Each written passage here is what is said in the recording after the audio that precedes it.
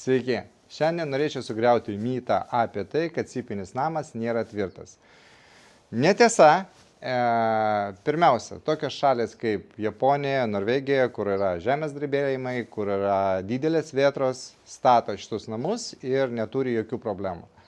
Cipinis namas labiausiai primena lėktuvo sparno konstrukciją. Daug standumo briaunų ir labai tvirti sujungimai. Namas yra susuktas varžtais, namas yra suklijuotas ir šildomoji medžiaga naudojama dar kaip ryšanti medžiaga. Kas neleidžia judėti, gaunasi, kad namas yra monolitinis. Ir papasakosiu vieną istoriją iš praktikos. Mes statėm ir mūsų kolegas statė namą, mes statėm kaip visada cipinį namą, jie statė blokelio namą. Ir susiginčijo statybininkai, kurio namas yra tvirtesnis.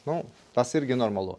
Tai buvo pasiūlymas mūsų statybininkų paimti didelę kuvaldą ir 3 kartus trenkti į mūsų kampą ir 3 kartus į mūrinuko namo kampą. Mūrinuko namo statybininkai atsisakė, nes bijojo tokią perspektyvą.